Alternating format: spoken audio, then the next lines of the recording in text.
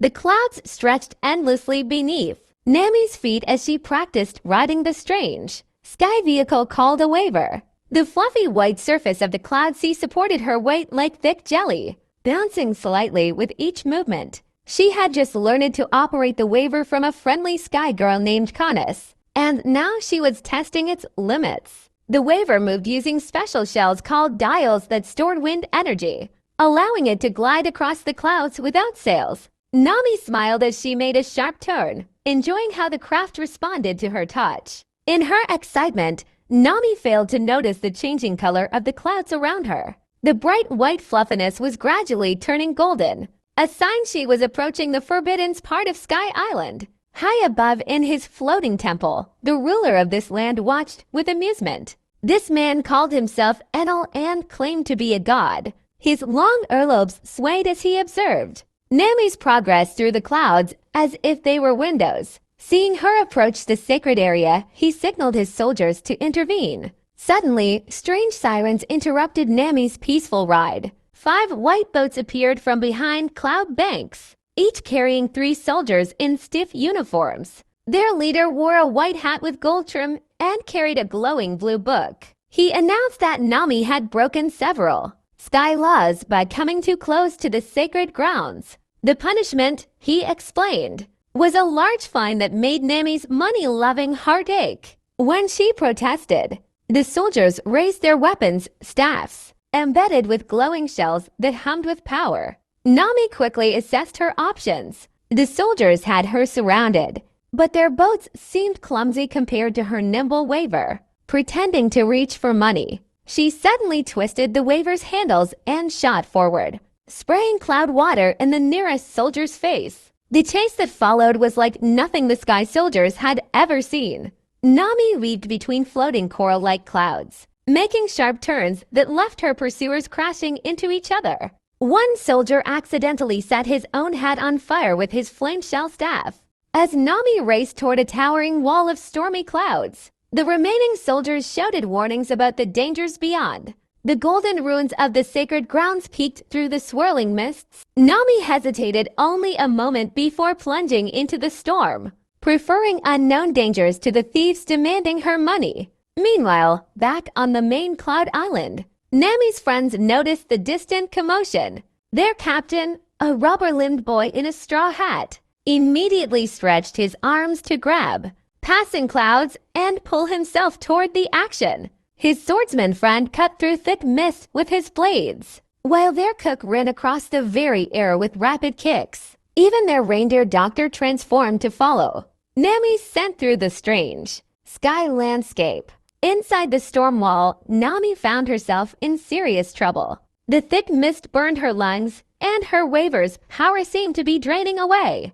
Giant cloud fists materialized to smash at her, while the ground beneath turned scorching hot. Needle-sharp hail rained down as unseen laughter echoed through the clouds. Nami realized late that this entire area was one big trap designed by Enel's priests. Just as Nami thought she might be overwhelmed, help arrived in dramatic fashion. Her friends came crashing through the storm wall in various creative ways. Their rubber-limbed captain rode a piece of broken soldier boat like a surfboard. The swordsman cut through thunderclouds with his blades, while the cook deflected hailstones with powerful kicks. Seeing her friends, Nami felt a warm surge of relief and renewed determination.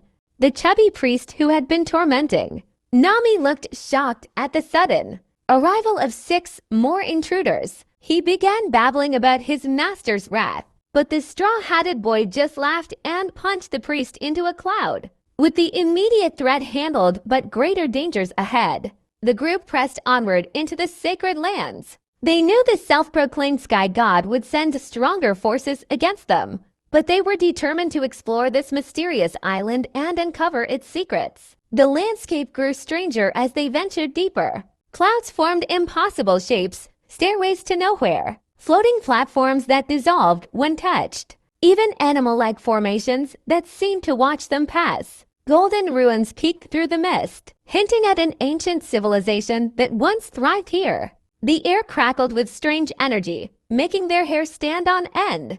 At one point, Their doctor friend noticed peculiar plants growing on the cloud surfaces. These sky herbs had properties unlike anything he'd studied before. Some emitted faint light, while others changed color when touched. He carefully collected samples, wondering if they might have medicinal uses. The group's sharpshooter used his slingshot to test suspicious clouds before anyone stepped on them, revealing hidden pitfalls and traps. As they climbed higher, the clouds beneath their feet became springy like trampolines. Their cook experimented with bouncing to reach higher platforms, sometimes flipping midair with graceful kicks. The swordsman remained wary, his hands never far from his blades as he scanned for threats. Their archaeologist friend examined the ancient carvings on golden ruins, piecing together clues about the island's history. The higher they went, the thinner the air became. Strange floating creatures resembling jellyfish made of light drifted past,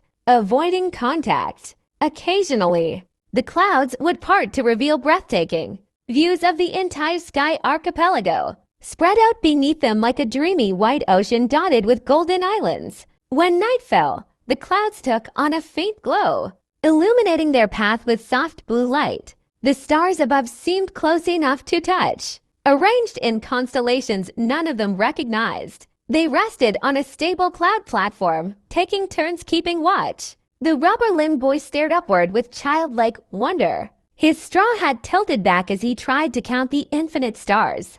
The next morning brought new challenges. The path ahead divided into 7 twisting cloud trails, each leading in different directions. Their navigators studied the wind patterns and cloud formations, eventually identifying the most likely route to the island's heart. As they progressed, the clouds became thicker and harder to navigate, like wading through cotton candy. Suddenly, the clouds beneath them dissolved, dropping them into a huge spherical chamber with walls of swirling mist. 4 figures awaited them on floating platforms, Enel's most powerful priests. Each priest represented a different type of sky trial, designed to test intruders to their limits. The battle that followed pushed each member of the group to use their unique skills in creative ways. After overcoming these challenges, they finally reached the highest point of the Sky Island. Before them stood an enormous golden bell, its surface covered in ancient writings. The self-proclaimed god Enel awaited them there, crackling with lightning power. What happened next would test their courage, their friendship, and their belief in what was truly possible in this amazing sky world.